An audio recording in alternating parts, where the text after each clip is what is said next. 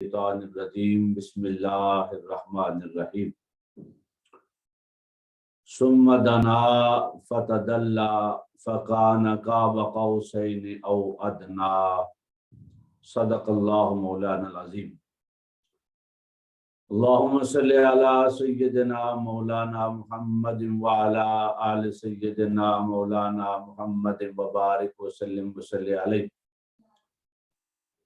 اللہ جل مجدہ کا فضل و کرم، اس کے حبیب صلی اللہ علیہ وآلہ وسلم کے نالین پاک کا صدقہ کہ ہم ہفتہ وار حلقہ درود کی اس پرنور محفل میں جمع ہیں اور حضور نبی اکرم صلی اللہ علیہ وآلہ وسلم کے ذکر کی سعادت حاصل کر رہے ہیں۔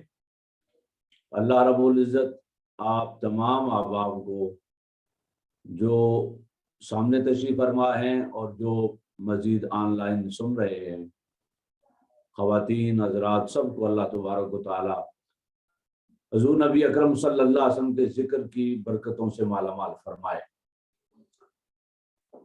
قابل صد احترام معزز قائدین تحریک منہاج القرآن جاپان اور نشست میں تشریف فرما جملہ خواتین و حضرات،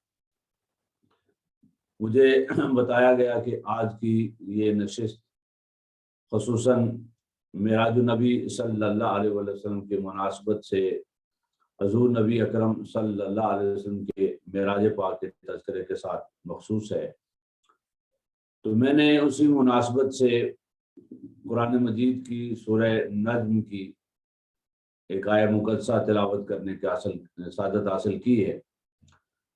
اللہ رب العزت آپ سب کو حضور نبی اکرم صلی اللہ علیہ وسلم کے ذکر کی بدولت ظاہر اور باطن کا نور عطا فرمائے۔ یقیناً آپ نے سال ہر سال سے یہ واقعہ معراج سن رہے ہیں اور قیامت تک انشاءاللہ تعالی ہر سال اس کا تذکرہ ہوتا رہے گا۔ اور یہ حضور نبی اکرم صلی اللہ علیہ وسلم کے معجزات میں سے ایک ایسا معجزہ ہے کہ جو قرآن مجید کے بعد سب سے بڑا معجزہ ہے۔ اس معجزے کی کچھ حقیقت انسان کو میسر آئی ہے، سمجھ آئی ہے، جتنا کچھ اللہ اور اللہ کے رسول صلی اللہ علیہ وسلم نے بیان کیا ہے۔ کچھ حقیقتیں آئندہ آنے والے وقتوں میں کھلتی چلی جائیں گی اور قیامت تک اس سفر کے راز سے پردے اٹھتے چلے جائیں گے۔ بس ہمیں تو اتنی خبر ہے کہ حضرت امام جعفر صادق رضی اللہ تعالیٰ عنہ سے کسی نے پوچھا حضور نبی اکرم صلی اللہ علیہ وسلم کی معراج کے بارے میں، تو فرمایا کہ وہاں میں کیا کلام کر سکتا ہوں جہاں سدرہ پہ نوریوں کا امام بھی رک گیا اور اس سے آگے نہ وہ دیکھ سکا، نہ سن سکا، نہ سمجھ سکا، تو بشر کی کیا مجال کہ وہ ان رازوں سے پردہ اٹھا سکے یا ان حقیقتوں تک پہنچ سکے۔ تو حقیقت یہی ہے کہ حضور نبی اکرم صلی اللہ علیہ وسلم کی معراج پاک کی عظمتوں کو ہم حقیقی معنوں میں سمجھ نہیں سکتے۔ بس یہ ایک ایسا سفر ہے، ایسی اسرا ہے، ایسی سیر ہے کہ جس پر سب سے پہلے ہم ایمان لاتے ہیں کہ اللہ رب العزت نے اپنی شان کے لائق اپنے حبیب صلی اللہ علیہ وسلم کو سیر کروائی ساری کائناتوں کی، اور پھر اپنی ذات کا جلوہ دکھایا۔ کیسے دکھایا، کیسے سیر کروائی، وہ سیر کرنے والا جانے یا سیر کروانے والا جانے۔ میں چونکہ نوجوان بھی بیٹھے ہیں تو بات شروع کر رہا ہوں تھوڑی سائنس کے ساتھ کہ ہم یہ کیوں کہتے ہیں کہ اس پر ایمان لائیں، اس کو سمجھا نہیں جا سکتا، اس سیر کی حقیقت کا ہم ادراک نہیں کر سکتے، یہ کیوں کہتے ہیں؟ اس کی ایک چھوٹی سی وجہ میں عرض کر رہا ہوں۔ میں نے آج سے کچھ عرصہ قبل ایک ڈاکومنٹری دیکھی، وہ نیٹ پر تھی، ظاہر ہے ناسا والوں کی طرف سے تھی یا کسی اور محکمے کی طرف سے تھی، اور اس ڈاکومنٹری میں A journey to Neptune، یعنی انسان نے اپنے جو نظام شمسی ہے، سورج کے گرد جو 8 سیارے گردش کر رہے ہیں، اس میں سے 8واں سیارہ جو نیپچون ہے اس تک جانے کا سفر کرنے کا پروگرام بنایا ہے، اور وہ ڈاکومنٹری اس پر تھی کہ یعنی جرنی ٹو نیپچون، تو نیپچون تک کیسے پہنچیں گے، ایک آئیڈیا، ایک پروگرام ڈیزائن کیا گیا۔ اس کے میں دو چند حصے آپ سمجھا رہا ہوں تاکہ آپ کو اور مجھے اندازہ ہو کہ سیر محمد مصطفیٰ صلی اللہ علیہ وسلم کی حقیقت کیا ہے، اور ہم اس کی حقیقت تک رسائی ہمیں میسر نہیں آ سکتی۔ کیسے؟ جرنی ٹو نیپچون میں انہوں نے جو ڈسکس کیا کہ ہم نے سورج سے ہمارا تیسرا نمبر ہے، اور تیسرے سے پھر آگے ہم جائیں گے 8ویں نمبر تک، یعنی 5 سیارے اور آگے نظام شمسی میں موجود سیاروں میں سے آخری سیارے پر۔ اب یہ جو سفر ہے، اس میں جو اس وقت ہمیں خلا میں سفر کرنے کی رفتار میسر ہے نا، اس رفتار سے اگر 30 سال لگاتار ایک سائڈ پہ سفر کرتے رہیں تو ہم نیپچون تک پہنچ سکیں گے۔ کتنے سال؟ 30 سال۔ یعنی آج انسان سفر شروع کرے کہاں کا؟ اپنے سورج کے گرد گھومنے والے 8ویں سیارے نیپچون کا، تو اسے کتنے سال لگیں گے؟ 30 سال۔ 30 سال جانے میں، اور اگر وہ زندہ بچ گیا تو 30 سال واپس آنے میں، 60 سال لگیں گے نیپچون سے آنے اور جانے میں۔ اب اگلی سوچ پیدا ہوئی کہ 60 سال کے لیے فیول کون سا ہوگا، ایندھن کیا ہوگا اس شٹل کا کہ جو 60 سال خلا میں سفر کروائے گا۔ وہ ایندھن تیار کرنے میں بھی ایک زمانہ لگے گا، ایک وقت لگے گا، سالوں لگیں گے۔ ایسا ایندھن کہ جو وزن میں بھی ہلکا ہو اور توانائی میں، انرجی میں اتنا ہو کہ وہ ہمیں نیپچون تک لے بھی جائے اور پھر واپس بھی لے آئے۔ ایک مسئلہ یہ پیدا ہو گیا۔ دوسرا مسئلہ یہ پیدا ہو گیا کہ اگر ہم جس بھی سائنسدان کو ساتھ بھیجیں گے جو خلا میں جا کے تجربات کرے گا اور واپس آئے گا، اس کی ایج کیا ہوگی؟ اگر ہم وہ لیتے ہیں بہت ہی ینگ نوجوان لے لیتے ہیں، 35-40 سال میں کا بندہ لے لیتے ہیں، تو وہ 35-40 سال کی عمر کا جو بالکل ینگ سائنٹسٹ، اسے ہم بھیجیں گے کس پر؟ نیپچون پر۔ جاتے ہوئے اور آتے ہوئے کتنے سال لگنے ہیں؟ 60 سال لگنے ہیں۔ تو آتے آتے اس کی عمر کتنی ہو چکی ہوگی؟ 95 سال، یا 40 سال کے تو 100 سال۔ تو 100 سال سے پہلے تو وہ خود ہی شہید ہو جائے گا، یعنی مر جائے گا، وہ یا جاتے ہوئے روح نکل جائے گی یا آتے ہوئے۔ تو اب وہ جو کچھ تجربات لے کے آئے گا وہ تو ظاہر ہے بندہ تو نہیں ہم تک پہنچ سکے گا۔ پھر اس پہ تجربات شروع کر دیے کہ کوئی ایسا عمل کیا جائے کہ بندے کو سلا دیا جائے۔ کیسا سلایا؟ یہ نہیں کہ جو ہم روٹین میں سوتے ہیں، وہ اتنا سلایا جائے کہ اس کا میٹابولزم یا جسم کی اندر جتنی کیمیائی تبدیلیاں ہوتی ہیں وہ روک دی جائیں، اور ایک ایسی نیند سلایا جائے کہ نہ وہ مرے اور نہ وہ زندہ رہے، درمیانی کیفیت میں ہو، اور یہاں سے بھجوا دیا جائے اور وہاں جا کے اسے جگا لیا جائے، پھر وہ تجربات کرے اور واپسی پہ پھر سلا دیا جائے اور پھر واپس آئے۔ تو یہ دیکھنے میں تو بڑا عجیب سا ہے، لیکن اسلام میں اس کی ایگزامپل موجود ہے۔ اصحاب کہف کتنے سال سوئے تھے؟ 309 سال سوئے تھے، اور 309 سال کے بعد جاگے بھی تھے اور پھر دوبارہ فوت بھی ہوئے تھے۔ تو یعنی ایسا ممکن ہے، اللہ نے معجزاتن کر کے دکھایا ہوا ہے کہ بندے کی لائف وہ محفوظ ہو جائے اور 3 صدیوں کے بعد دوبارہ جگا دیا جائے۔ حضرت عزیر علیہ السلام 100 سال سوئے رہے۔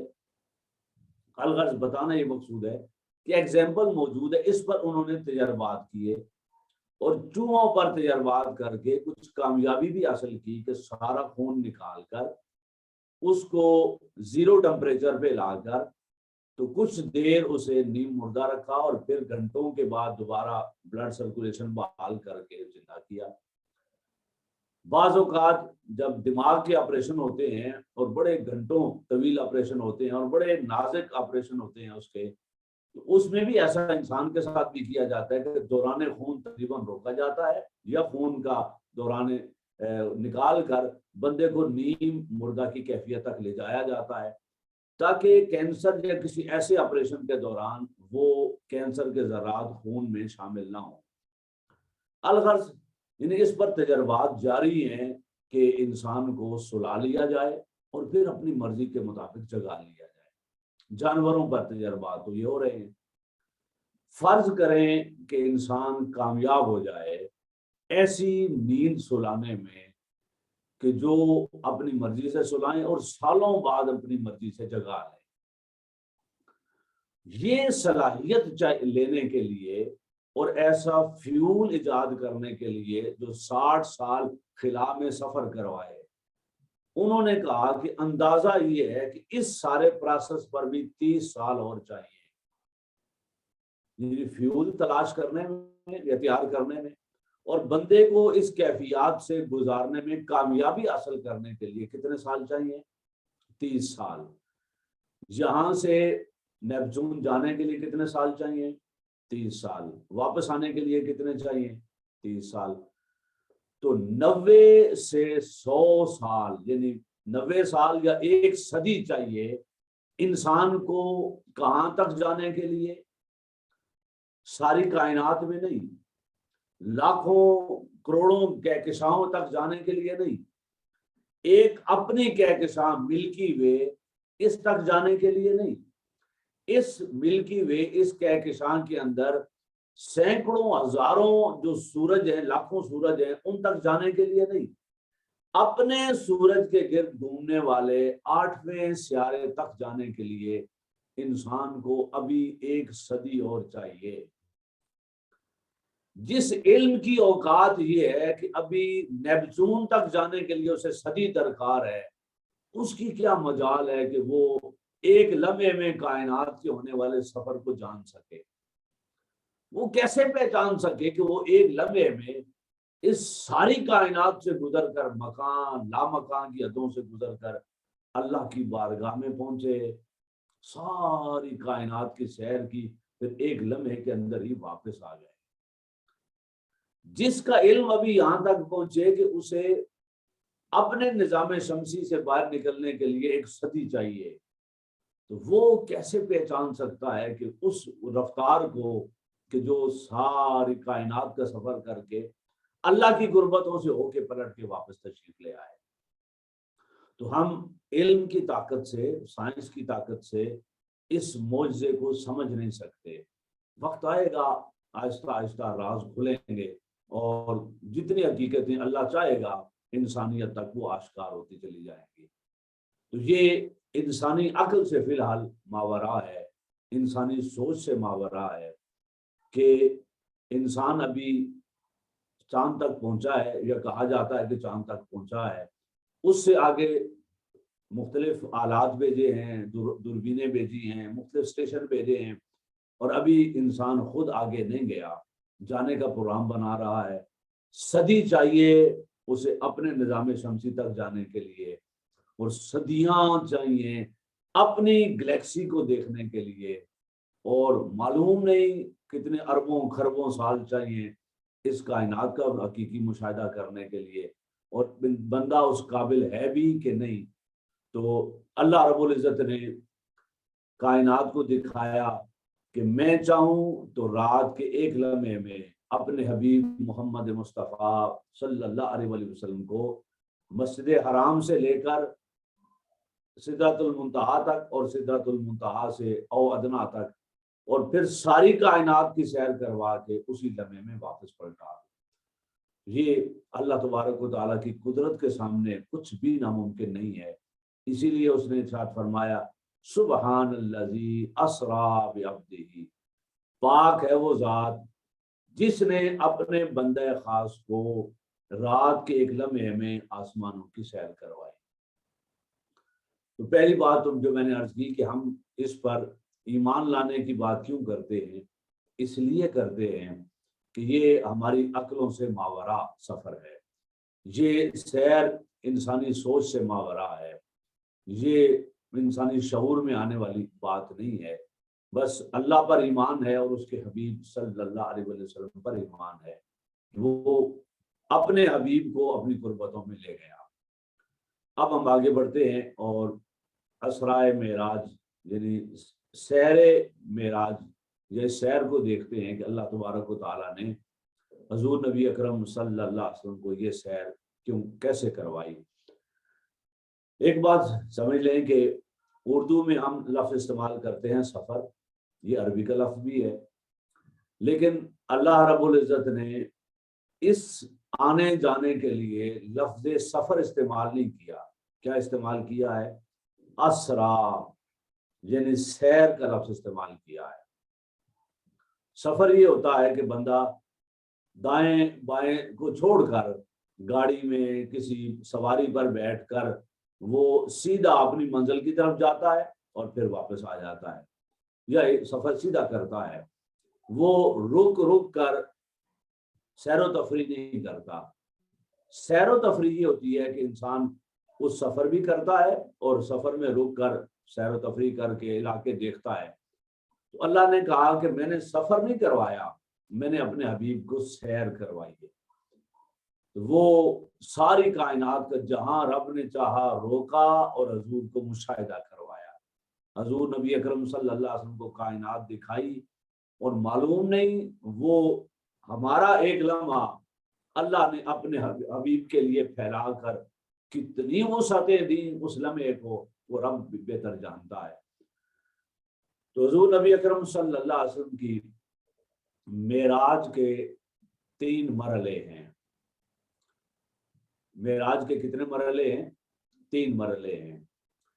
میں نے شب معراج مرکز پر جو ہمارا سالانہ پروگرام ہوتا ہے، اس میں سے کچھ حصہ میں نے وہاں بھی تھوڑی گفتگو کی تھی کہ حضور نبی اکرم صلی اللہ علیہ وسلم کی معراج کے کتنے مرحلے ہیں؟ 3 مرحلے ہیں۔ ایک مرحلہ مسجد حرام سے مسجد اقصی تک ہے، ایک مرحلہ مسجد اقصی سے سدرۃ المنتہا تک ہے، اور ایک مرحلہ سدرۃ المنتہا سے او ادنا تک ہے۔ یہ 3 مرحلے یہ معراج کے نہیں ہیں، یہ 3 مرحلے سفر معراج کے ہیں، یعنی معراج تک پہنچنے کا جو سفر ہوا ہے اس سفر کے 3 مرحلے ہیں۔ وہ 3 مرحلے حضور کے سفر کے کیسے؟ اللہ رب العزت نے جب اپنے حبیب صلی اللہ علیہ وسلم کو اپنی بارگاہ میں بلانا چاہا، یہاں میں ایک چھوٹی سی بات عرض کر دوں کہ حضور نبی اکرم صلی اللہ علیہ وسلم کے دل اقدس میں بڑے طویل زمانے کی یہ آرزو تھی اللہ تبارک و تعالیٰ کے دیدار کی۔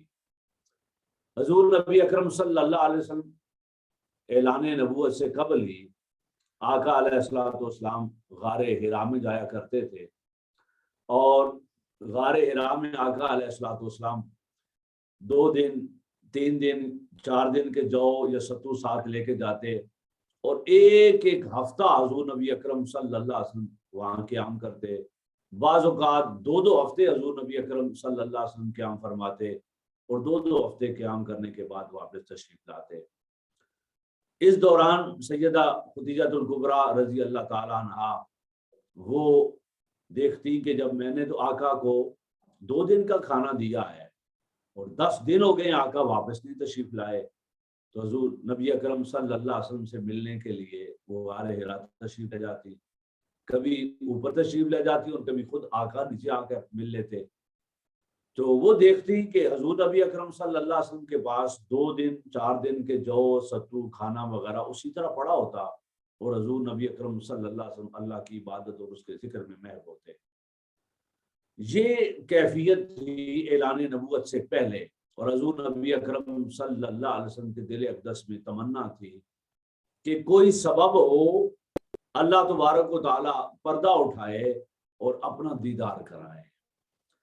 اللہ تبارک و تعالیٰ کے دیدار کے لیے اس نور کو بے حجاب دیکھنے کی آرزو اور تمنا حضور نبی اکرم صلی اللہ علیہ وسلم کی پہلے دن سے تھی۔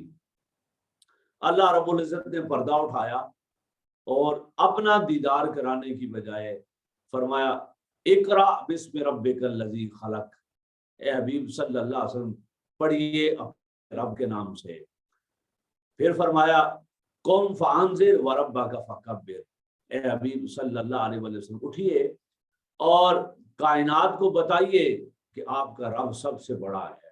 یعنی دعوت و تبلیغ کی ذمہ داری اللہ تبارک و تعالیٰ نے تفویض فرمائی۔ اب میرے اور آپ کے آقا صلی اللہ علیہ وسلم آرزو یہ لے کر غار حرا میں گئے ہیں کہ اللہ کا دیدار ہوگا، اور وہاں ڈیوٹی لگ گئی قم فانذر وربک فکبر، اس کائنات انسانی تک میرا پیغام پہنچائیے۔ حضور نبی اکرم صلی اللہ علیہ وسلم نے دل اقدس میں رب کے دیدار کی تمنا رکھی، لیکن زبان پر اس کا اظہار نہیں فرمایا، دعا نہیں کی۔ وہ آرزو دل اقدس میں بڑھتی رہی بڑھتی رہی بڑھتی رہی، اور مکہ پاک کے 10-11 سال گزر گئے، جس میں شیب ابی طالب بھی آیا، جس میں حضور نبی اکرم صلی اللہ علیہ وسلم پر جسم اقدس پر اوجڑیاں بھی ڈالی گئی، چہرے اقدس پر مٹی بھی ڈالی گئی۔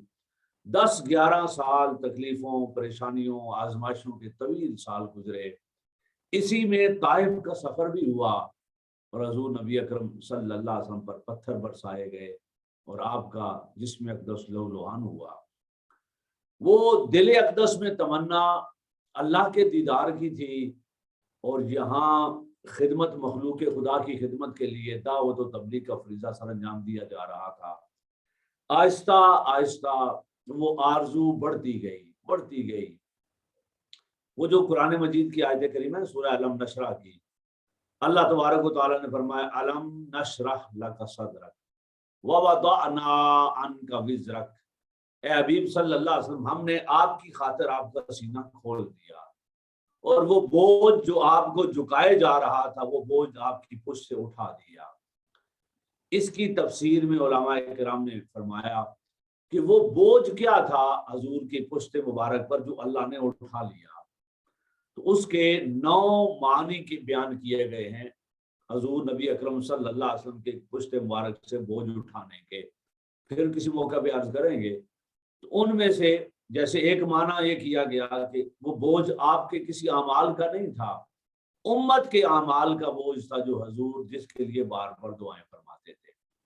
اور سب سے خوبصورت معنی جو اس کا کیا گیا وہ پشت کو بوجھ نہیں تھا، وہ دل اقدس پر بوجھ تھا، کہ میں تو اللہ کے دیدار کے لیے حرا کی بلندیوں میں گیا، اور اللہ تبارک و تعالیٰ نے مخلوق خدا کی خدمت میں یہ مصروف کر دیا، تو میں تو اس کی رضا پہ راضی ہوں، لیکن آرزو بڑھتی گئی کہ کبھی تو وقت آئے کہ پردہ اٹھے اور اس کا دیدار ہو جائے۔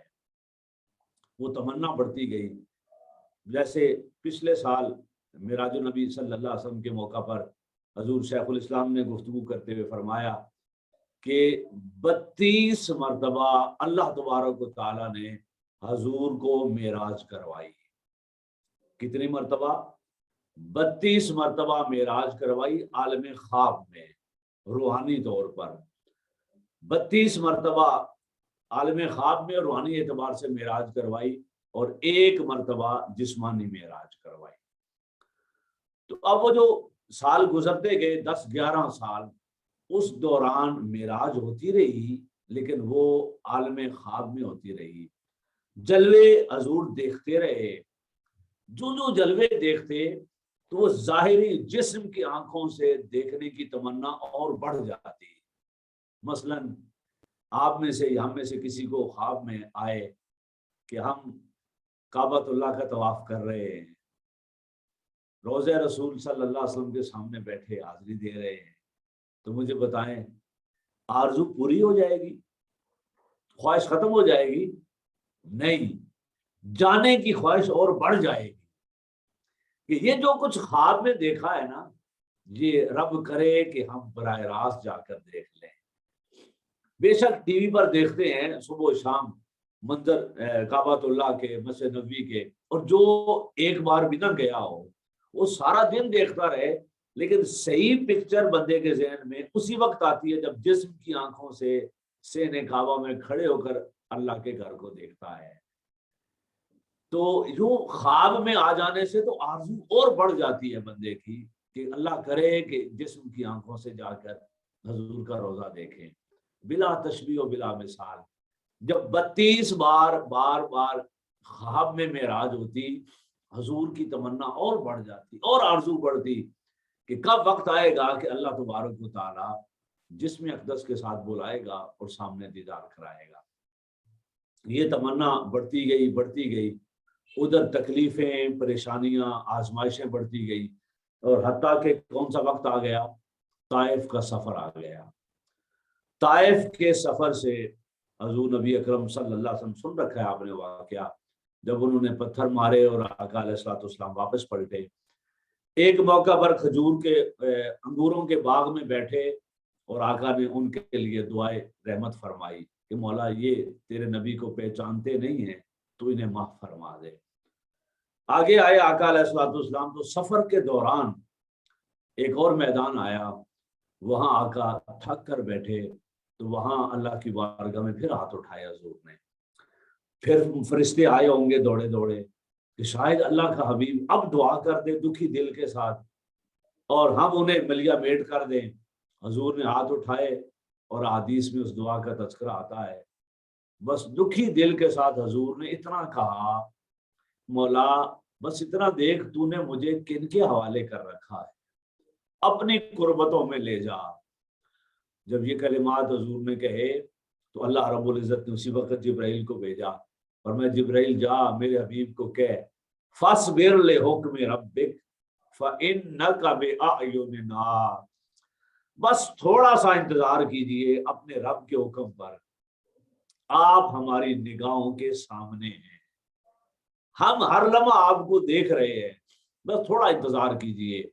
حضور نبی اکرم صلی اللہ علیہ وسلم واپس تشریف لائے مکہ پاک میں، تو آپ سیرت اٹھا کے دیکھ لیں، یہی سال معراج مصطفیٰ کا سال ہے۔ حضور نبی اکرم صلی اللہ علیہ وسلم نے کچھ دیر تبلیغ چھوڑ دی اور گوشہ نشین ہو گئے اور اللہ کی بارگاہ میں عبادت و بندگی میں مصروف ہو گئے۔ انہی ایام میں اللہ تبارک و تعالیٰ نے فیصلہ کیا کہ اب میرے حبیب صلی اللہ علیہ وسلم کی ماں دنیا میں نہیں رہی، باپ دنیا میں آنے سے پہلے چلا گیا، دادا عبد المطلب وہ دنیا سے رخصت ہو گئے، چچا ابو طالب دنیا سے رخصت ہو گئے، خدیجہ الکبریٰ رضی اللہ تعالیٰ عنہا دنیا سے رخصت ہو گئی۔ اب کوئی سہارا زمین پر نہیں بچا، اور اتنے دکھ تکلیفیں لے کر طائف سے ابھی واپس پلٹا ہے۔ تو یہ جو آیات میں نے پڑھی وَاصْبِرْ لِحُکْمِ رَبِّكَ فَإِنَّكَ بِأَعْيُنِنَا، یہ سورہ طور کی آخری آیات ہے، اور اگلی سورت کون سی ہے؟ وہ سورہ نجم ہے۔ تو یہ ترتیب ہمیں بتاتی ہے کہ اللہ نے کہا بس تھوڑا سا انتظار کر حبیب، اور جب آپ مکہ پہنچے تو فرمایا وَالنَّجْمِ إِذَا هَوَىٰ، جبرائیل جا اب میرے حبیب کو میری بارگاہ میں لے آ۔ جبرائیل امین حاضر ہوئے اور حضور نبی اکرم صلی اللہ علیہ وسلم کو اللہ کی بارگاہ میں لے جانے کے لیے اٹھایا اور عرض کی کہ اللہ رب العزت آپ کو اپنی قربتوں میں بلا رہا ہے۔ اب دیکھیں 32 مرتبہ عالم خواب میں ملاقات ہو چکی ہے، کتنا اشتیاق ہوگا کہ آج اللہ کے حضور حاضر ہوں گے اور وہ ظاہری آنکھوں کے ساتھ اپنا دیدار کروائے گا۔ تیار ہوئے، وضو فرمایا، براق پر بیٹھے، چلنے لگے۔ اب براق کہاں سے آیا؟ جنتوں سے۔ جبرائیل امین کہاں سے آئے؟ سدرۃ المنتہا سے۔ اور ایک روایت کے مطابق آقا علیہ الصلوۃ والسلام نے جب سفر شروع کیا اللہ کی قربتوں میں جانے کا، تو اقصا سے واپس مکہ آ کر براق نے وہاں سے اڑان اللہ کی بارگاہ کی طرف کی۔ اقصا میں جانے کے بعد واپس مکہ آئے اور وہاں سے اللہ کی بارگاہ میں قربتوں میں گئے۔ تو جانے کا سفر یہی بنتا تھا، اور حدیث میں بھی ایسے ہی آتا ہے کہ جہاں کعبۃ اللہ ہے نا، بالکل اس کی سیدھ میں اوپر بیت المعمور ہے جو ملائکہ کا کعبہ ہے۔ یعنی یہ کو اسٹرانومر ہی دیکھے کہ یہ سمت کیا بنتی ہے اور اس سمت سے سفر کیا بنتا ہے، اور خلا سے یعنی کائنات سے نکلنے کا سفر کا راستہ کون سا بن سکتا ہے، تو وہی جائزہ لے سکتے ہیں۔ ہمیں اتنی سمجھ آتی ہے کہ حضور نے فرمایا کہ اس کعبۃ اللہ کی سیدھ میں اوپر بیت المعمور ہے جو ملائکہ کا کعبہ ہے، تو گویا ایک سیدھا راستہ اللہ کی بارگاہ میں جاتا ہے، جو فرشتے آتے جاتے ہوں گے، جبرائیل آتے جاتے ہوں گے۔ تو جب حضور جانے لگے تو براق نے سفر اوپر جانے کی بجائے کدھر کیا؟ مسجد اقصی کی طرف روانہ ہو گیا۔ اللہ نے بھی فرمایا سبحان الذی اسری بعبدہ لیلا من المسجد الحرام الی المسجد الاقصی۔ تو حضور نبی اکرم صلی اللہ علیہ وسلم نے پوچھا ہوگا آقا اللہ کی بارگاہ سے، مولا آپ نے اپنی بارگاہ میں بلایا ہے، میں تو آپ کو دیکھنے کے لیے حاضر ہو رہا ہوں، تو یہ براق تو لے کر ادھر جا رہا ہے، مسجد اقصی کی طرف لے کے جا رہا ہے۔ تو اللہ رب العزت نے فرمایا ہوگا اے میرے حبیب صلی اللہ علیہ وسلم، آپ نے میری بارگاہ میں ہی آنا ہے، آپ نے میرا ہی دیدار کرنا ہے، لیکن تھوڑی دیر ذرا مسجد اقصی میں جائیں اور پھر واپس آئیں۔ پوچھا ہوگا مولا اقصی کس لیے جانا ہے؟ فرمایا اوپر آؤ گے تو تمہاری معراج ہوگی، اقصی میں جاؤ گے تو انبیاء کی معراج ہوگی۔ تو مسجد اقصی میں حضور نبی اکرم صلی اللہ علیہ وسلم اقصی کی برکتوں کو لینے کے لیے نہیں گئے۔ حضور وہاں پہنچے تو کائنات انبیاء وہ جمع ہوئی اور حضور نبی اکرم صلی اللہ علیہ وسلم کی اقتداء میں نماز ادا کی اور حضور کا دیدار کیا۔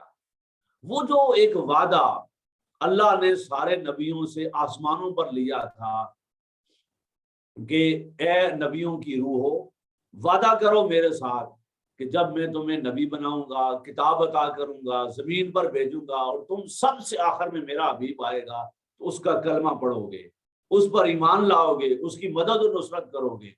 تو انبیاء بھی سوچتے ہوں گے باری تعالیٰ وہ ہمارے سب کے زمانے گزر گئے، تو وہ وقت کب آئے گا کہ جب ہم تیرے حبیب صلی اللہ علیہ وسلم کے ہاتھ پر بیعت کریں گے، ایمان لائیں گے، دیدار کریں گے، آپ کی اقتداء میں نماز پڑھیں گے۔ تو اللہ تعالیٰ نے شب معراج پہلی معراج کروائی انبیاء علیہ الصلوۃ والسلام کو دیدار محمد مصطفیٰ صلی اللہ علیہ وسلم سے، اور وہ اقصی میں کروائی۔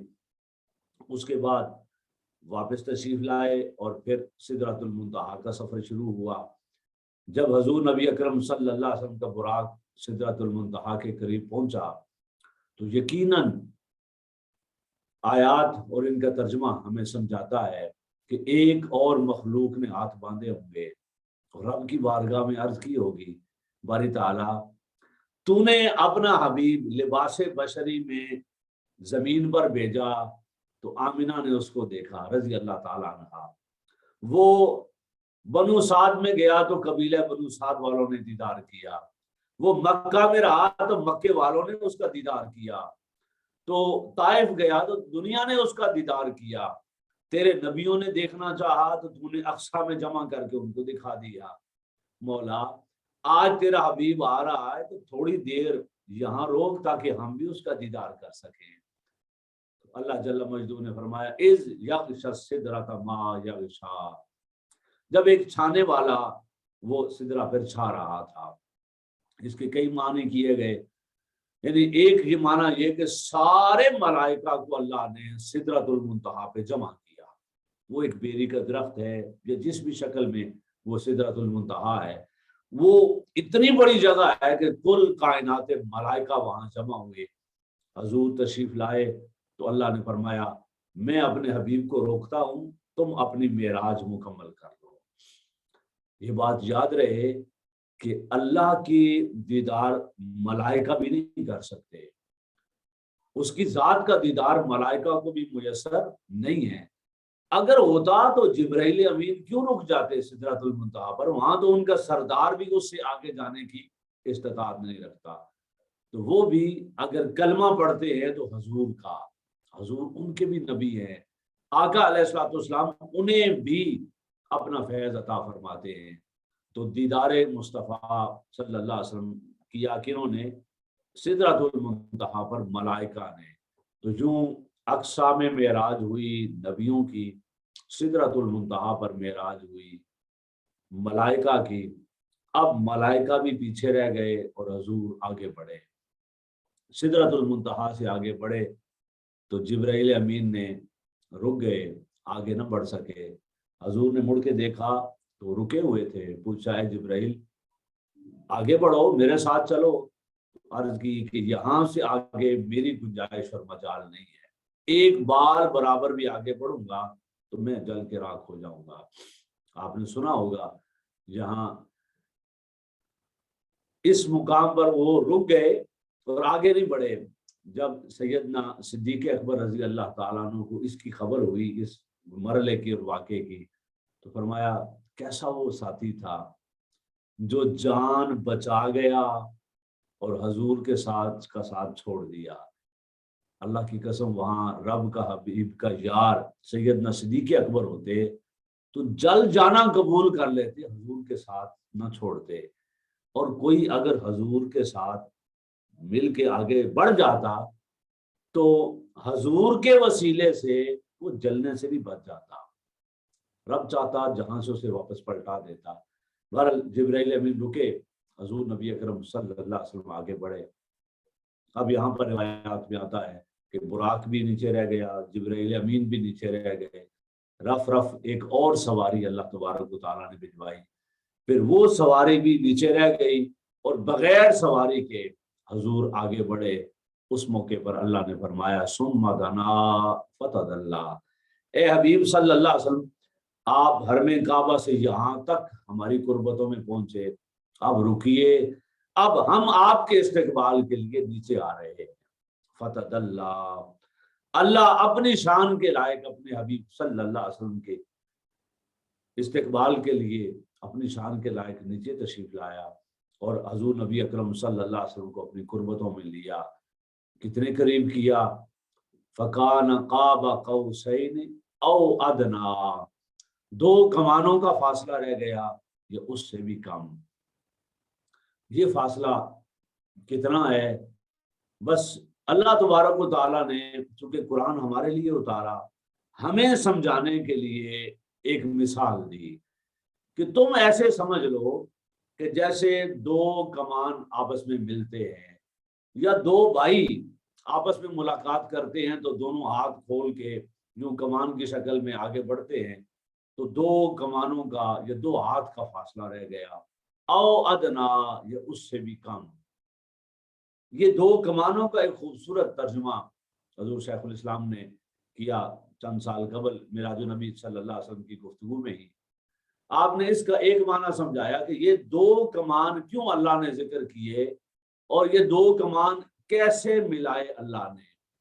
آپ نے فرمایا اس نے دو کمان ایسے نہیں ملائے، اس نے دو کمان ایسے ملائے، یعنی یوں کمان کے اوپر کمان رکھی جائے تو یہ بھی کمان ملانا ہے، اور یوں ایسے رکھے جائیں تو یہ بھی ملانا ہے۔ تو یہ اللہ نے ایسے نہیں رکھے، ایسے رکھے۔ اس کا ثبوت کیا ہے؟ اس کا ثبوت یہ ہے کہ یہ کمان ملانا اصل میں ایک محاورہ ہے یا ایک عمل ہے اہل عرب کا۔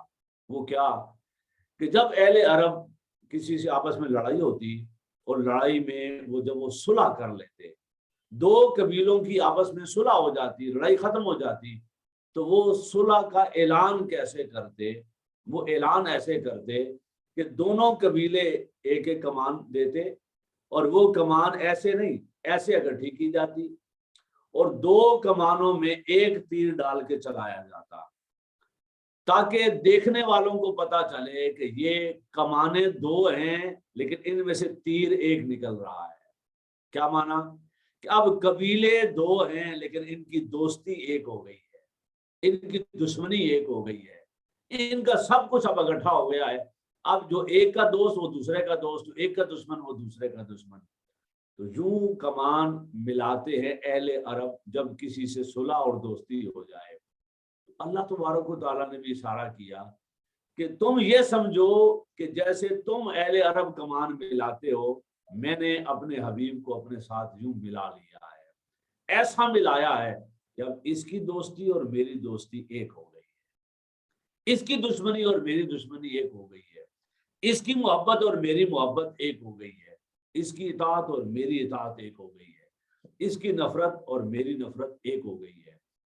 جو اس کا ہو گیا ہے وہ میرا ہو گیا ہے، اور جو اس کی بارگاہ سے نکل گیا وہ میری بارگاہ سے بھی نکل گیا ہے. اور یہ تو ہمیں سمجھانے کے لیے کہا. اس کے بعد کہا کہ یہ تمہاری عقل میں اتنی بات آ سکتی ہے، او ادنا، میں نے تو اس سے بھی فاصلہ کم کر دیا تھا، اس سے بھی زیادہ قریب کر لیا. وہ کتنا وہ بندہ وہ کیا دیکھ سکتا ہے یا کیا سمجھ سکتا ہے. یہ ہماری کمزوری ہے کہ ہم کوئی شے یہاں رکھے نا اپنے چہرے کے سامنے تو نظر آتی ہے، اور قریب کرتے جائیں اور آنکھ کے قریب لے آئیں تو وہ نظر نہیں آتی. اب وہ آپ اس کو دیکھ نہیں سکتے، سمجھ نہیں سکتے کہ وہ کیا شے ہے. ہمیں دیکھنے کے لیے ایک فاصلہ چاہیے، اور اسے اپنا آپ دکھانے کے لیے وہ کہتا ہے فقاب قوسین او ادنا، میں نے دو کمان ملا دی اور اس سے بھی زیادہ قریب کر دیا. بس صحابہ نے بھی پوچھا ہوگا حضور سے، بارے آقا کتنا قریب کیا، کتنا قریب کیا، ایسا قرب عطا کیا. تو حضور نے صحابہ کو سمجھانے کے لیے، اللہ جسم سے پاک ہے لیکن صحابہ کو سمجھانے کے لیے کہا کہ رب نے اتنا قریب کیا کہ مجھے رب کے ہاتھوں کی ٹھنڈک اپنی پشت پر محسوس ہوئی. یعنی رب نے اپنی شان کے لائق سینے سے لگا لیا اور بالکل فاصلہ مٹا دیا. تو کہنے کا مقصد یہ ہے کہ اللہ تبارک و تعالیٰ نے حضور نبی اکرم صلی اللہ علیہ وسلم کی معراج جو کروائی، اس کے 3 مرحلے ہوئے. پہلا مرحلہ معراج بشریت، یعنی انسانوں میں سے سب سے بڑے انبیاء اور نبیوں نے حضور کا دیدار کر کے معراج کی. دوسرا مرحلہ معراج ملائکہ کہ انہوں نے حضور کا دیدار کر کے اپنی معراج کی. اور تیسرا مرحلہ وہ اقصی سے او ادنا تک، یہ سفر مکمل ہوا اور حضور اللہ کی قربتوں میں سامنے جا کر بیٹھے. حضور کی معراج اس کے بعد شروع ہوئی. تو میں خلاصہ پچھلے حصے کا یہ ہے کہ مسجد حرام سے لے کر مسجد اقصی تک، اور مسجد اقصی سے لے کر سدرۃ المنتہا تک، اور سدرۃ المنتہا سے او ادنا تک، یہ سارا سفر معراج نہیں ہے، یہ سفر معراج مصطفیٰ کے 3 مرحلے ہیں، 3 سنگِ میل ہیں. یہ تو معراجیں ہیں انبیاء کی، یہ معراجیں ہیں ملائکہ کی. حضور کی معراج تو او ادنا سے شروع ہوتی ہے. اب اس کے بھی 3 مرحلے ہیں، اور وہ کون کون سے؟ آقا علیہ الصلوۃ والسلام کو اللہ تبارک و تعالیٰ نے 3 معراجیں کروائیں او ادنا پر بٹھا کر. وہ کون سی معراجیں تھیں؟ حضور کی 3 شانیں ہیں. یہاں یہ لفظ ذرا مل کے سارے بولیں گے. کتنی شانیں ہیں؟ 3 شانیں ہیں. پہلی شان بشریت کی، دوسری شان نورانیت کی، تیسری شان حقیقت مصطفیٰ کی صلی اللہ علیہ وآلہ وسلم. میں یہ بات سمجھا دیتا ہوں چھوٹی سی مثال سے. قرآن پاک آپ پڑھتے ہیں نا، تو قرآن پاک کی بھی 3 شانیں ہیں. کتنی شانیں ہیں؟ 3. وہ جو ہاتھ میں کاغذ اور گتے کا اٹھاتے ہیں اسے کیا کہتے ہیں ہم؟ قرآن. یہ ظاہر ہے قرآن کا، یعنی دکھائی دیتی ہے کتاب کی شکل میں، اوپر جلد چڑھی ہوئی ہے، اندر صفحات ہیں اور کالی شے یا کسی بھی رنگ سے لکھا ہوا ہے. یہ ظاہر ہے. وہ قرآن کھولیں گے، اس کی آیتوں کو دیکھیں گے تو وہ کیا ہے؟ قرآن کا باطن ہے. یعنی آیات اصل ہیں، باقی تو دکھانے کے لیے ایک کاغذ چاہیے تھا. ورنہ حضور جبرائیل امین نے تو لکھ کے نہیں دیا. جبرائیل امین نے قرآن پڑھا، حضور نے سنا، یاد ہو گیا. ہمیں کیسے نظر آیا قرآن؟ وہ جب لکھا گیا تو نظر آیا. लिखा किस पर गया कि कागज पर, कागज इकट्ठे करके जिल्द बना दी गई, तो ये क्या बन गया, कुरान का जाहिर। अब कुरान हमने खोला तो पढ़ा अल्हम्दुलिल्लाह रब्बिल आलमीन, ये आयात कुरान का क्या है, बातिन। और जब हमने ये आयत पढ़ी तो इसका तर्जुमा समझ आया कि सारी तारीफें उस रब के लिए हैं जो कायनात को पालने वाला है। ये है कुरान की हकीकत। बात समझ आ गई। कागज और गत्ता वो कुरान का जाहिर, अंदर आयात कुरान का बातिन, और आयात का माना वो कुरान की हकीकत। अगर ये बात आप समझ गए हैं, अब आए हजूर नबी अकरम सल्लल्लाहु अलैहि वसल्लम क्या थे, नूर। अल्लाह ने अपने नूर के फैज़ से बनाया। अब हम हजूर को देख सकते थे, नहीं देख सकते थे। रब को देख सकते हैं, नहीं। फरिश्ते देख सकते हैं, नहीं। हम हजूर को नहीं देख सकते थे, वो आलम नूर में थे। तो बशरों को दिखाने के लिए हजूर का वजूद बशरी अल्लाह को बनाना पड़ा। भाई कुरान अगर कोई पढ़ रहा हो तो आपको आयतें नजर आएंगी, नहीं। कागज पर लिख देंगे तो कागज के सहारे नजर आ जाएंगी या नहीं आएंगी, आ जाएंगी। तो रब ने दिखाना था अपना हबीब, तो लिबास बशरी बनाया और उसमें नूर मुस्तफ़ा रखा, तो बताया कि ये है मेरा हबीब मोहम्मद मुस्तफ़ा सल्लल्लाहु अलैहि वसल्लम। तो बशरों को दिखाने के लिए लिबास बशरी बनाया, अंदर नूर मुस्तफ़ा है सल्लल्लाहु अलैहि वसल्लम। क्या नूर ही सब कुछ है, नहीं। हदीस सुनी हुई है आपने, हुजूर ने सैयदना सिद्दीक़ अकबर को बुलाया और बुला के कहा, ऐ सिद्दीक़, सबसे ज्यादा तुम मेरे करीब रहे हो, सफर में, हजर में, गार में, मिजार में, हर जगह सारी जिंदगी तुम मेरे करीब रहे हो, लेकिन याद रखो लम यारिफनी हकीकती सिवा रब्बी, मेरी हकीकत को मेरे रब के सिवा कोई नहीं जानता। तो अल्लाह के हबीब की एक हकीकत भी है जो हमें दिखाई, किसी को भी दिखाई नहीं देती सिवाय रब के। तो हजूर की कितने शाने हुई, बोलिए दोबारा, बशरियत, नूरानियत और हकीकत। जैसे कुरान की मैंने आपको समझाई, कुरान का जाहिर जिल्द, कागज, आयात और आयात का माना। इसी तरह हजूर की जो 3 शाने हैं, तीनों शानों को अल्लाह ने अलग अलग मेराज करवाई। बशरियत को कैसे करवाई, वो जो बशरी वजूद था ना, जिसमें नूर रख कर अल्लाह ने दुनिया के लिए भेजा था, उस बशरी वजूद को सामने बिठाया और रब ने अपने हबीब से कलाम किया। जिस्म के कानों से अल्लाह की आवाज सुनी हजूर नबी अकरम सल्लल्लाहु अलैहि वसल्लम ने, और रब से कलाम किया अपनी जुबान अक़दस से। तो जिस्म की मेराज ये है कि ये रब के सामने बैठे और उससे हम कलाम हो। जब अल्लाह अपने हबीब से हम कलाम हो चुका, देर तक पता नहीं कितना जमाना क्या क्या बातें की, जब वो बातें कर चुके, अल्लाह अपने हबीब की सुन चुका और अल्लाह तबारक व तआला अपना कलाम अता कर चुका, तो रब ने फरमाया, हबीब कुछ है जो हमने आपको बता दिया है, पढ़ा दिया है, समझा दिया है, कलाम कर दिया है, अभी और भी कुछ है हमारे पास जो आपको अता करना है। हजूर ने अर्ज की होगी, बारी ताला अता फरमाए। तो फरमाया होगा, हबीब वो जो कुछ पढ़ा पढ़ाया जा सकता था वो हमने पढ़ा दिया है, अब सब कुछ पढ़ाया नहीं जा सकता, कुछ दिखाना है। ये तो आप बच्चे भी जानते हैं ना, सारा कुछ थ्योरी नहीं होती, कुछ क्या होता है, प्रैक्टिकल भी होता है। तो जब हजूर को अल्लाह अपनी शान के लायक पढ़ा चुका, तो फरमाया, हबीब अब निगाहें उठाओ, सामने देखो, हम पर्दा उठाते हैं, मा जागल बसर व मा तगा। अब हम अपने आप का, यानी अपनी जात का दीदार कराते हैं। तो फिर अल्लाह रब्बुल इज्जत ने अपने अनवार का, अपनी तजल्लियात का, अपनी जात का, हर शय का दीदार कराया। और दीदार वो जो जिस्म मुस्तफ़ा की आंखें थी, उन आंखों के जरिए करवाया। यहाँ हजूर शेखुल इस्लाम इसका माना भी अर्ज करते हैं, फरमाते हैं, अल्लाह ने उस लम्हे हजूर की आंखों को वो शान अता की, खुद अता की, ताकि वो रब के नूर को देख सके। वगरना اس کی تو ایک جھلک نہ موسیٰ علیہ السلام دیکھ سکے نہ طور برداشت کر سکا، چل کے راک ہو گیا۔ تو اللہ کے حبیب نے اللہ کا اپنے جسم کی آنکھوں سے دیدار کیا۔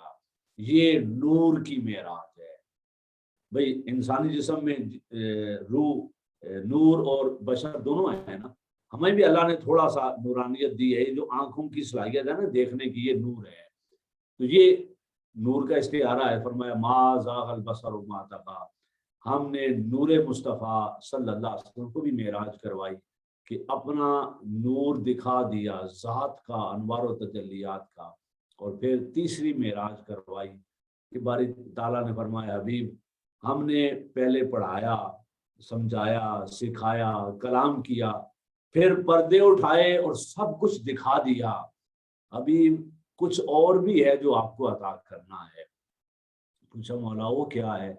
فرمایا کچھ پڑھا دیا، کچھ دکھا دیا، اب جو رہ گیا ہے نا وہ پیچھے ایک ہی شے رہ گئی ہے، اور وہ میری حقیقت ہے کہ خدا کیا ہے، اللہ کی ذات کیسی ہے، اور رب کی ذات کی وہ جو حقیقت ہے۔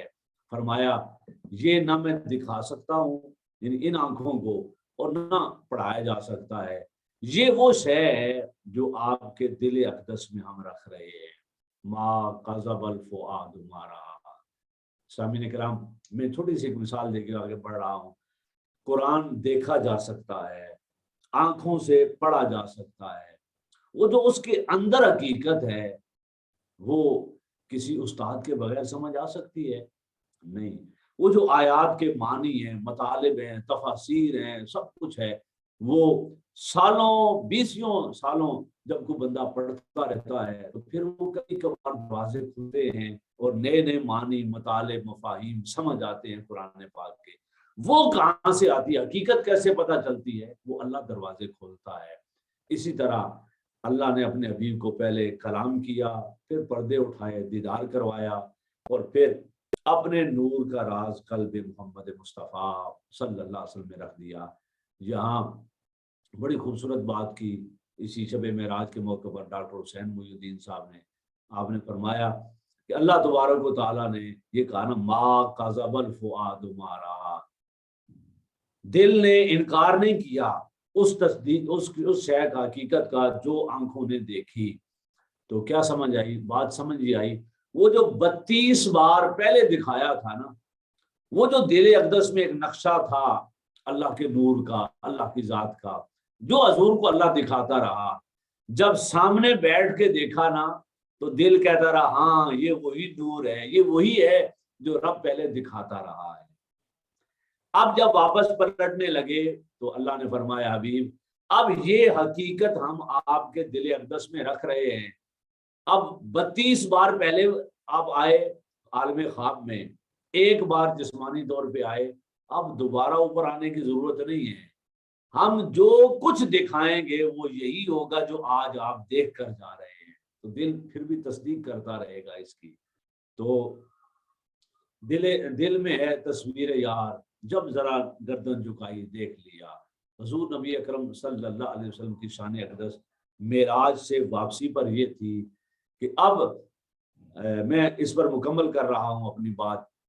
امام جعفر صادق رضی اللہ تعالیٰ عنہ نے بڑی خوبصورت فرمایا ایک طرف رب ہے اور ایک طرف مخلوق ہے، دونوں کے درمیان میں اس کا حبیب محمد مصطفیٰ ہے صلی اللہ علیہ وآلہ وسلم۔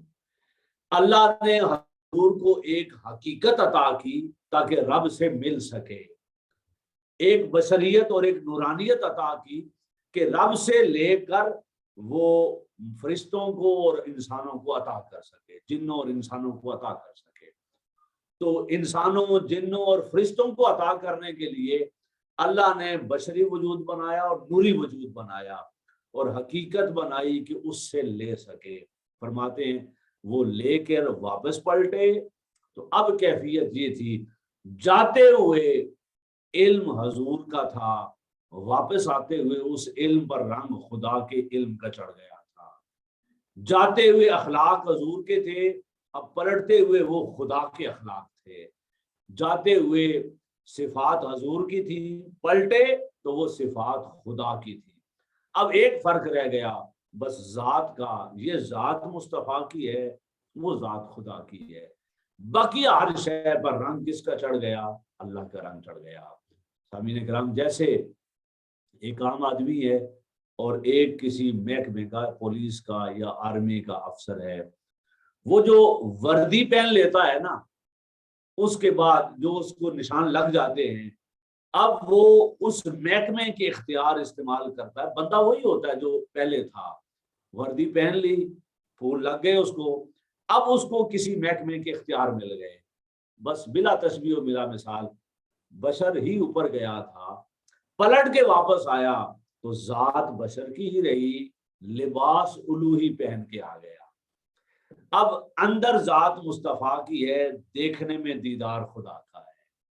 اندر ذات مصطفیٰ کی ہے صلی اللہ علیہ وسلم، علم خدا کی جھلک ہے، وہ نور خدا کی جھلک ہے، اخلاق میں اخلاق خدا کی جھلک ہے، صفات میں اللہ کی صفات کی جھلک ہے۔ تو ہر شے پر رنگ خدا کا چڑھ گیا۔ واپس پلٹے تو موسیٰ علیہ السلام سے ملاقات ہوئی، وہ جو آپ نے سنا ہوا ہے، کتنے چکر لگے؟ 9 چکر لگے، اور 50 سے 5 نمازیں ہوئی۔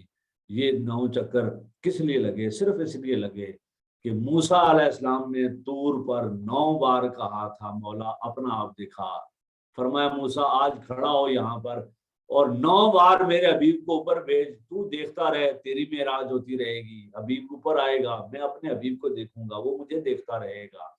اب حضور تشریف لاتے تو جو حضور کو دیکھتا، یہی حضور فرماتے من رآنی فقد رأى الحق، جس نے مجھے دیکھا اس نے اللہ کو دیکھا۔ تو یہ معراج مصطفیٰ صلی اللہ علیہ وسلم کی ایک حقیقت ہے، یا ایک پہلو ہے جو علماء نے، مفسرین نے کتب میں بیان فرمایا۔ اللہ رب العزت مجھے اور آپ کو حضور نبی اکرم صلی اللہ علیہ وسلم کی معراج کی اس حقیقت کو سمجھنے کی توفیق عطا فرمائے، اور حضور نبی اکرم صلی اللہ علیہ وسلم کے مقام و مرتبہ جو اللہ رب العزت نے عطا کیا، اس کا ایک حصہ، ایک قطرہ، ایک فیض، ایک جھلک اپنی امت کو بھی حضور عطا فرمائے۔ اور اللہ رب العزت ہمیں سفر معراج کے اس انعام، یعنی نماز کی بھی پابندی اور اہتمام کرنے کی توفیق عطا فرمائے، اور وہ جو قربتیں اللہ رب العزت نے حضور کو عطا کی، اس کے فیض کا صدقہ، ان قربتوں کا صدقہ اللہ حضور کی ساری امت کے اجتماعی گناہ معاف فرمائے۔ وما علینا الا البلاغ۔